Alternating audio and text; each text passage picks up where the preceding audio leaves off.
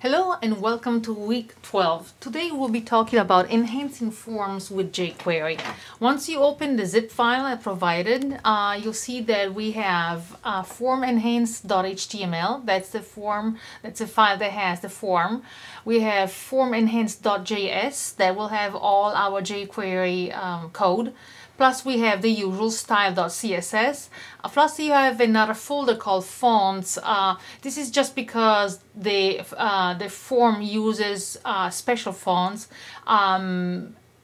Nothing special here. You should have, if you've taken Web 131, you should know all about special fonts. Otherwise you can just read up about it. Let's take a peek and see what that file looks like in the browser. So once you open that in your browser, you see that we have actually one form with two field sets, and if you scroll down a little bit you can see there's a button. This is submit button, and I changed the text so it reads order. So we'll be using this file, have your regular input areas like name, address, city, and so forth, then payment method, PayPal versus Visa, MasterCard, so forth, and shipping information. This is very much a pretty standard form for paying. So the first thing we would like to do when we enhance forms with jQuery is to provide little shortcuts for the user. The first thing when the form is loaded by a browser, you like the first field to be active. In other words, when you load this page, you like to have the cursor right there, or the first field highlighted somehow, so it is obvious and clear to the user that's where they start, and they don't even have to click on it. I mean, they can start typing. So let's use jQuery to do that. Let's go back to the code editor. Okay, so let's look at the first field. So I'm inside the body section here. There's a wrapper. Here my form starts, and if you see that I close that form or fold the code, that's all you have in there, one big form. So field set is just a way of keeping certain parts of a form together. So the first input that we come across is this one that has, if you go through that, an ID of name. So we're gonna get hold of it by its ID, and that's the fastest way to get hold of an element.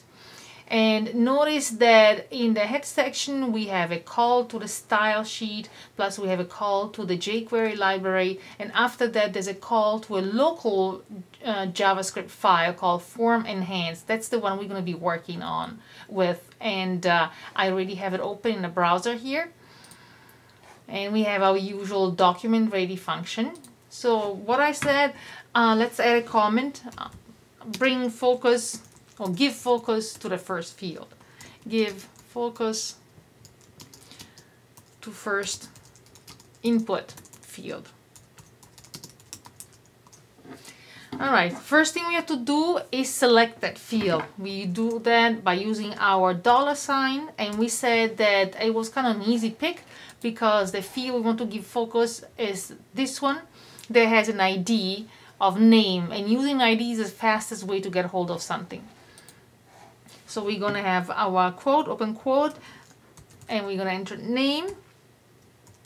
And we want that field to have focus as soon as the page loads. So we can enter focus with nothing in parentheses, semicolon. We seen last week that when you call a method without giving a property, you trigger it. So the method happens. That event happens, actually. This is an event. So by doing this, the field with an ID of name gets focused. Well, let's see if it's true. So I'm going to save that and go back to the browser. And I'm going to go ahead and open Firebug. If it does open. And I already have my validation. Yes, it was going, yeah. I have my validation available here. So I'm going to reload the page, and you see automatically I don't know if you, let me do that again. Before I had, I click in the field. Now when I reload the page, automatically the first input field has that outline. That's a default style by the browser. So Firefox puts in a blue outline. With different browsers that do slightly different things, and the cursor is at the beginning of the field. Now we could have done this slightly differently, so if we go back to our code editor, so we know this works, and instead of choosing the element with an ID of name, you could also have chosen slightly differently. So let's give you an example. I'm going to comment this out, and I'm going to choose, first of all, the form. I mean, we only have one form on this page, so it seems to be a little bit redundant, but this form has an ID as well, has an ID of, so this is my form right here, and has an ID of order. So if I had multiple forms, I could choose this form by its ID. I just want to give you that example. So I'm going to enter order. That was the name of the form, the ID of the form, and we can select all the input element of type text. Notice the colon and the word text. And I don't want to give focus to all of them, only the first. So I can use, again, another selector with my colon and the word first. So what this is doing is getting hold of all the input fields with it of type text inside a form or an element with an ID of order, and it's choosing only the first one.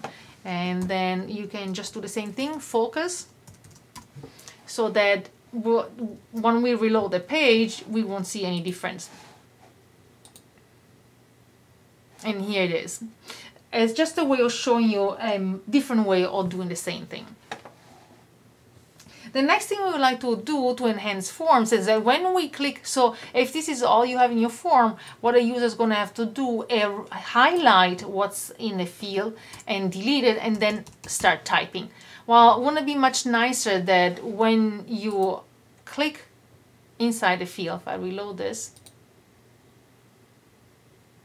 I guess it's reloading this.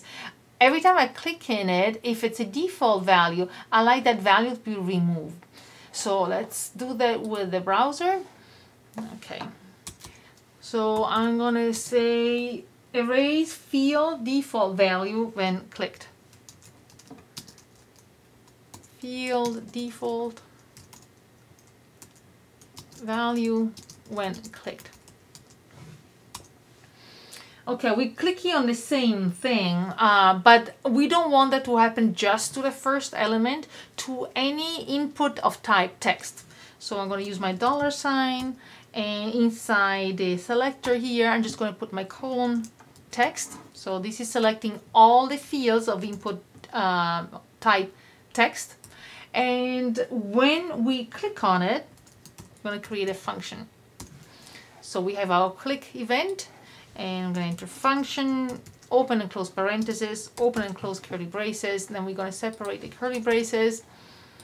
All right. What we want to say, if the value inside a field is equal to the default value, then erase it. Otherwise, don't. So we're going to do this using an if statement. Let's set up the syntax first. So I'm going to enter if, and then parentheses where we're going to put our condition, and then open and close curly braces, and I'm going to separate my curly braces. So I'm comparing inside the parentheses the current value of the field I clicked on. So to get hold of that value, I enter the $, this dot val, open and close parentheses. So this is giving me the current value of what's inside that field, and I'm comparing it to saying, is that equal to this? And I'm comparing to the property, comparing to the property called default value. So every field has a default value. It's the initial value that is in that field when the browser loads the page. And to retrieve that initial value, you can use default value, but you have to use the prop method. And inside the parentheses, you're going to use quotes default value. Now I believe there's an error in your textbook because you use attribute here to retrieve the default value, and that doesn't work for me, at least in my browser. And I tried a couple different browsers, it didn't work. So, but it works with a property. The property and attributes are very similar, but properties are being created by the browsers and attributes are not. So to retrieve the default value, use property. Sometimes they're interchangeable. So anyway, we're saying, okay, is this the value in the input field equal to the initial value? If that is so if this condition is true, then remove what's inside the input field. So it's still this, and I'm going to use val, and inside the val I'm going to enter an empty string. I don't even have to have a space, just close and open and close quotes this way. So this will clear what is inside the field. Well, let's see if it's true. So I'm going to save that and go to the browser, and I'm going to reload this. Oops, there's missing, something's missing. Page line 13. So this is matching that one. Bring that in. Okay, so I have some extra stuff here. I don't know how that happened. There we go. I don't know how that happened. So this one matches that one, and this phrase matches that one. That should work. Let's save that. Try again. Okay, no more. Yes, still an error. Line 13. What is it not happy about? Line 13. 13. What's the problem here? Let's see where you close. Something's missing here. Oh, function. There we go. Yes. Oh, there we go. That's what was missing. I hope. Yes. So that parenthesis is missing here because it has to match this parenthesis. Let's try that again. Okay. No more error there. And now when I click in this field, oh, thank goodness, it worked. So it erased the value that was there. So because that was the default value, and where did I set that default value? Let's go see, look at the code. So if I come down to name, notice that in the HTML, you set up the input tag with the type. You have an ID, you have a size, and also a value. And this is a text I enter, and that's my default value. Enter your first and last name. So that is what it was stored in the browser, and that's what we were comparing the value to. So when you don't have a value, when you don't set anything for your input field, that you nothing to compare to. All right, so let's look at this again. So we gave focus to the first input field. We compare to see if what's inside the field is the same as the default value when the user clicks on a field. And if it is, we erase it. Next thing we can do, for example, notice in the payment method. Let's say a user clicks on PayPal. These two other fields pertain only to credit cards, so card number and expiration date. You don't want the user to be able to enter something here because really, if you pay with PayPal, you won't have to do it. So we would like to disable these two fields and make it obvious to the user that they are. So first thing, we're gonna see how to get a hold of this radio button, PayPal, because all this is gonna happen when the user selects that. So let's look at the code. I got to find that. Let me fold some things. I'm going to fold select, and here we are, payment method, and come down to PayPal here. So this is the element I'm looking at. No, it's not. It's right here. So it's an input type radio and has an ID of PayPal and a value of PayPal. That's the one I want. So I'm going to get hold of it when that radio button is selected. I'm going to make something happen. So I get hold of it by using its ID. So let's go back to the code here. So let's add another line of comments. So disable form fields. And we're going to do that when a user clicks or selects the PayPal button that has an ID of PayPal.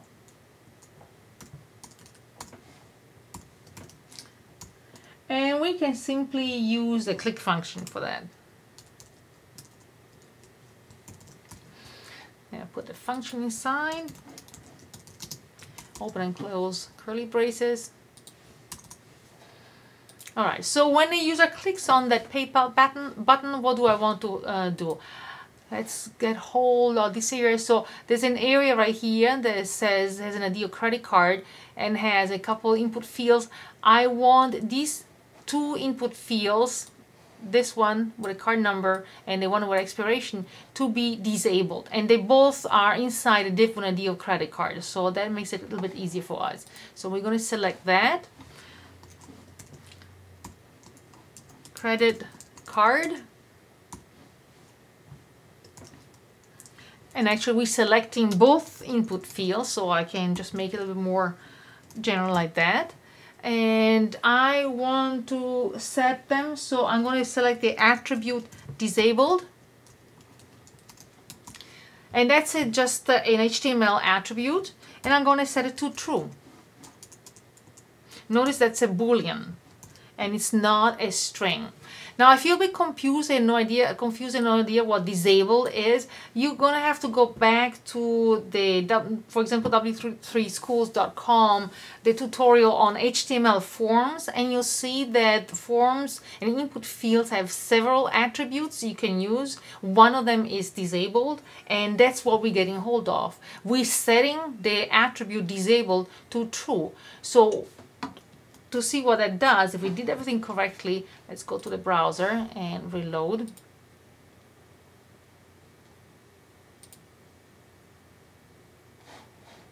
Okay, so for some reason has still my PayPal activated. I'm gonna change it to this and try it again. I should be able, so something did not work, because I should be able to click on these two fields. And I could tell that it wasn't working because the PayPal button was reloaded. Let me try that again. So this is a difficult one because my HTML is validating and I don't have any errors. So what mistake did I make? Something might be misspelled. So I'm selecting the item, maybe oh, credit. Here we go. I misspelled it. Credit card. So there was no real syntax mistake of any kind. I just misspelled the ID of the element. So let me save that and go back to the browser. Okay, now I know that everything worked. So now I can click in these two fields. I haven't selected anything. But when I select PayPal, now I'm not allowed to select, I'm not allowed to click in these two fields. This is fine, that's a behavior I wanted. It's not very intuitive for the user because nothing has changed. And so maybe they see that these fields are here, they're trying to fill them out, they get a little bit confused. So what you usually do after you disable the field, you want to give some visual indication to the user that those fields are not available. And typically they are grayed out, and that's exactly what we're going to be doing. So if we go back to the code, we have disabled these two fields. Now we can add some CSS. So we're going to concatenate methods. I'm going to use .css, and inside the parentheses I'm going to say background color. And remember that when you select a property like that, if you were putting this into a style sheet, you would have background hyphen color. But when you use that same property inside JavaScript, you have to turn that into one word and capitalize the second part of the word. And I'm going to set it to gray. So I'm making the background color gray. Let's see what it looks like.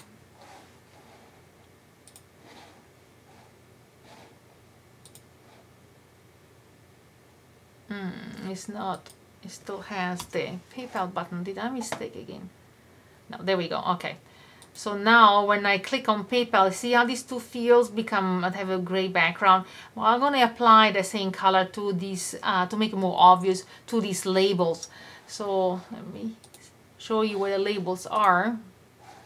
So these are the two fields I'm working with. So I have disabled this and this field, and I've given both a gray background. Now I'm going to change the color of this label and this other label, and gonna give it the same gray color to make it obvious to the user. So I'm going to select, use my $sign and use credit card. That's an element when I deal credit card. It's just a div, and I'm going to use both labels inside that element, and I'm going to apply the same, but instead of background color, it's going to be just the color. So I'm going to just change background color to color. Save that and go back to the browser and reload.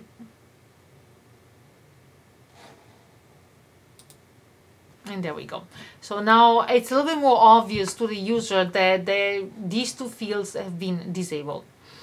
Okay, but what happens if maybe the user either click on PayPal by mistake or change its mind and now wants to be able to select something else?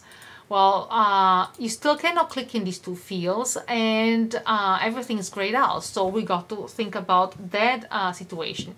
So we're gonna get a hold of these two radio buttons. Go back to the code,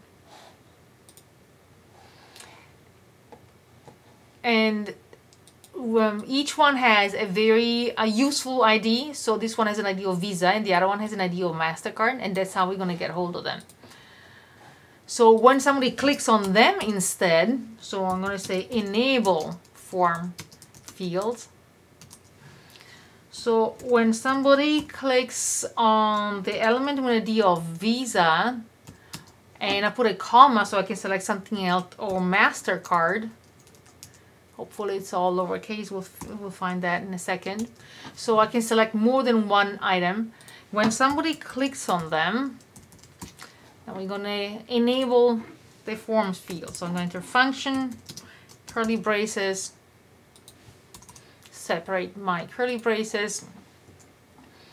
So we can actually copy the style right here. So I'm going to copy these two lines because that's what we're going to be working on. All right, so instead we're going to set the attribute disabled to false. So that's exactly the opposite. So they will activate those input boxes. And we are going to remove the style that we applied here. And to do that, we can just enter CSS background. And I have to check on my notes here. Yes, I have to if I just remove what's inside the second string for both cases, it will remove the style that it applied and revert back to the original style. Let's save that and let's see if that worked. Okay, so this is our initial form. When I click on PayPal, everything's grayed out and I cannot click on anything here. When I click on either Visa or MasterCard, I can click in these two fields and everything is working. So here it grays them out and here makes those fields available. So it's a little bit more intuitive for the user. Another thing we can do to help out the user using our form is that if they're having some item shipped to them, it's very common to provide a little check mark, a checkbox they can click on, saying, okay, my shipping address is the same as my billing address, so I don't need to fill this out once again. So I have a name and address here, but they are one and the same, and so I don't even need to have this part of the form being shown. So when somebody clicks on same as billing, we would like this section of the form to be hidden or slide up. That's a more elegant way of doing it. So let's see how to get a hold of this checkbox. Let's go to the code. So here we inside the second field set. So let me fold the field set for a second so you can see a little bit better what we have in here.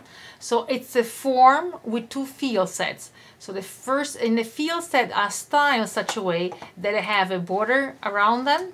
So visually, I make it easier for the user to see what's going on. Okay, here's all the billing information all grouped together, and here's the shipping information. There's been studies done on how to design forms, and the results were that if you group information, you make it a little bit easier for the user to fill it out. And that's the goal. You want the user to fill out correct information that can enhance your business.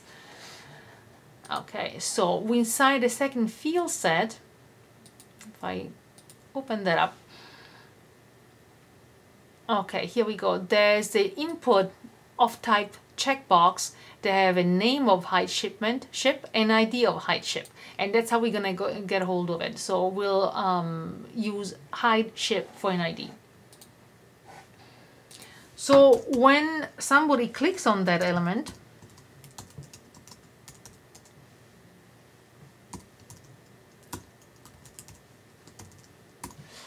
we're going to use a function.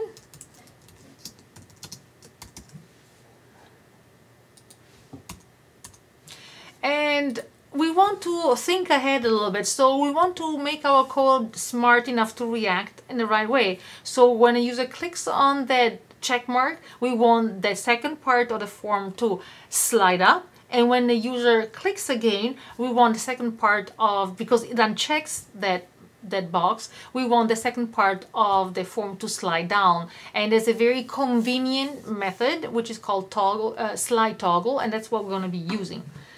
And that section of the form, if we go back to it, see, it's contained inside the div with ID of shipping, and that's what we're going to target. I am already on the code editor. Okay, so when somebody clicks on hide ship, we're going to get hold of, what was it called again? Shipping. There we go.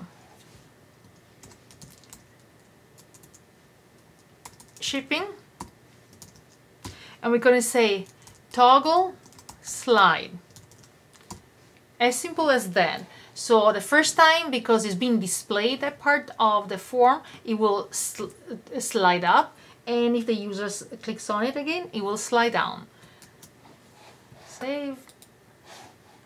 Reload. I don't know why it shows. There we go. All right, so if I did everything correctly, when I click on this, when I put the check mark there, I did not do something correctly. Toggle slide. Is it slide toggle? Slide. Yes, it's slide toggle. I believe. Slide toggle. There's slide up, slide down, and slide toggle. Yeah, that sounds just about right.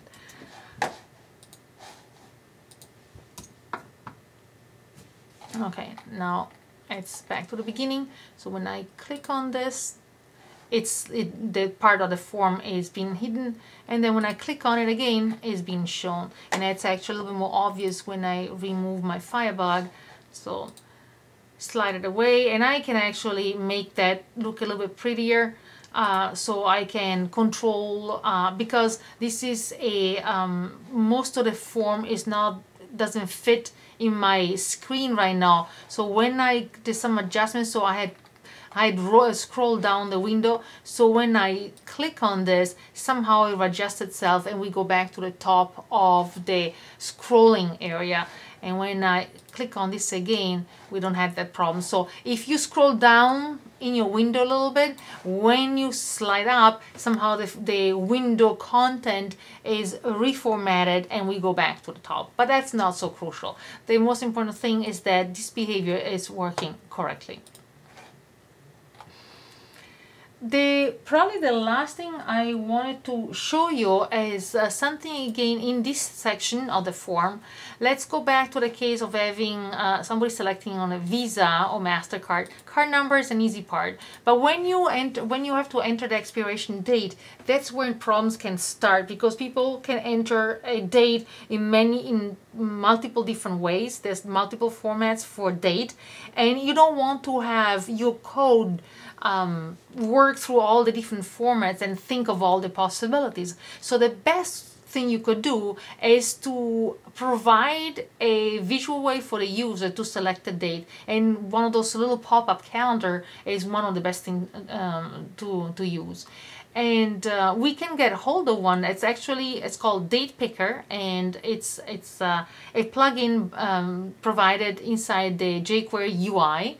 And we're gonna go to jQuery.com. There we go. I'm gonna go to jQuery.com. We're going to click on the UI section, which is the second tab there on the top left.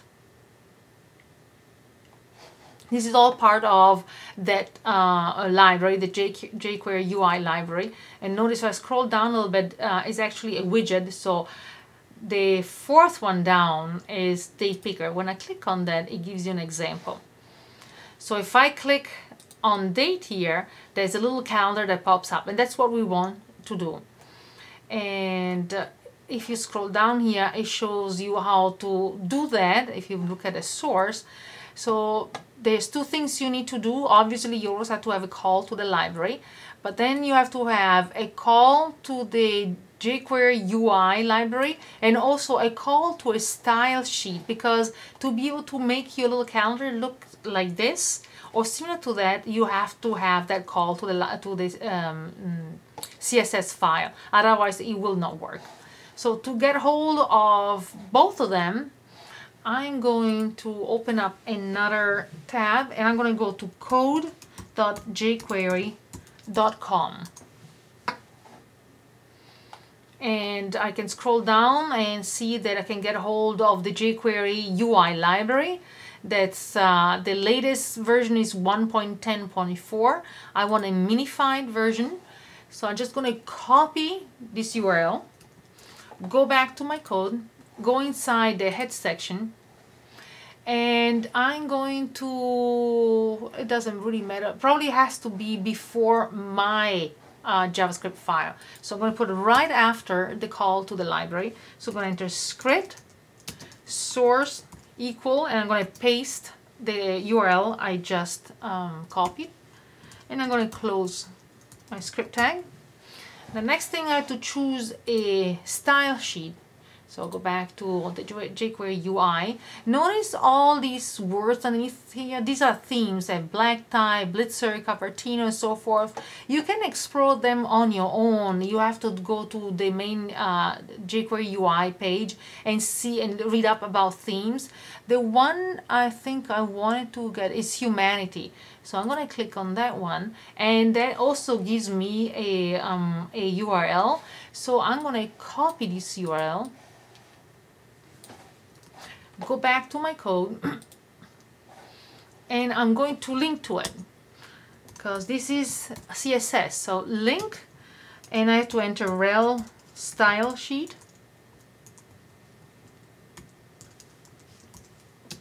And remember that although we're basically doing the same thing, we are linking to a file. For link, you have to use href.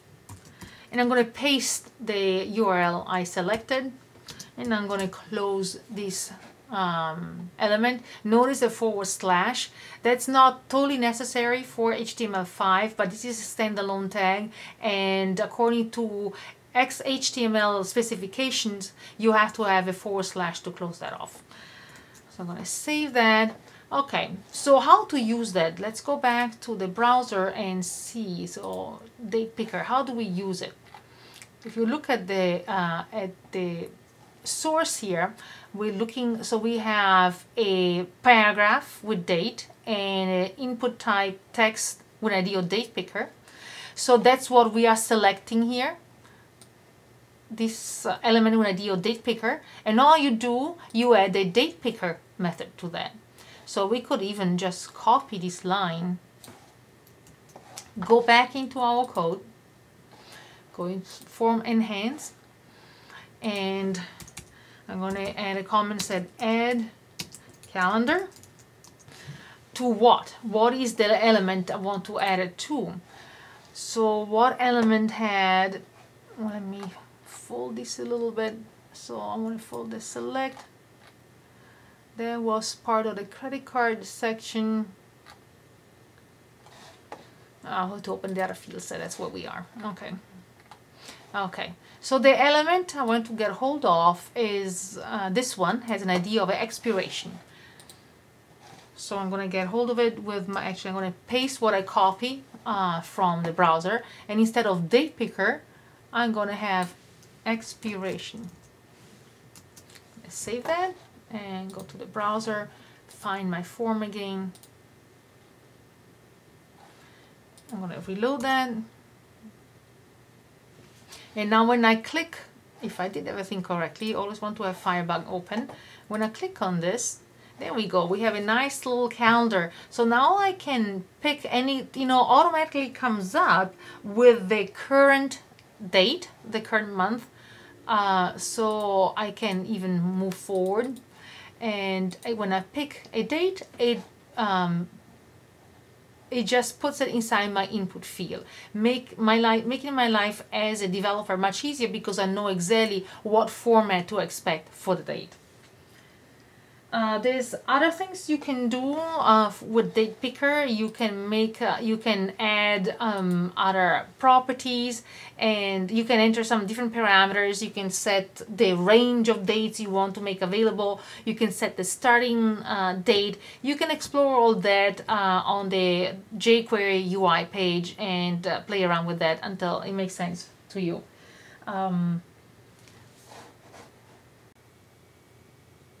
For your homework this week, you will have to create some kind of a contact form. And the most important part, you're going to have to implement the validate plugin.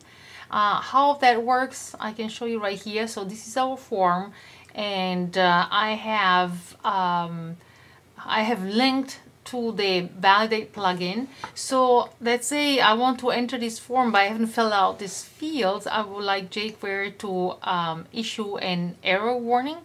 So if I click on order right here, notice how these fields, because I set up the code so that these fields are required, it is obvious that something's missing. The form is not being submitted, and there's a message in red that says please enter your address, this field is required, and so forth. And the fields that need to be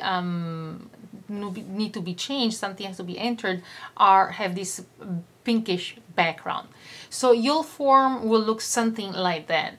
Just to give you a little bit of help on how to download the plugin, I'm going to go back to the jQuery page. So that's where we got a date picker. Now on the top right, we're going to click on a tab that says plugins. Your book also gives you the exact address, so you could go that way. So I'm going to enter in the search field form validate. And the second one, jQuery validation, form validation, I think that's what I was supposed to do. So let me go back to plugins, form validation. Okay, jQuery validation, that's the one we want. So when I click on it, I come to this page, and sometimes it's a bit confusing. You have to kind of understand where to go. So the most important thing you have to look at is this button right here says download now. So I'm going to click on it, and that takes me to the website that is listed in your book, which is bassistance.de. And here again, once you get to this page, you have to kind of read and see, okay, where do I download the files? Well, I see a link here says download it. When I go over there, when I hover over that, this little nice tooltip comes up that tells me that's the whole source code in a zip file, and that's the one you want. So you can click on that and save it on your computer and go through the README file until you figure out how to use it. And that's it for this week.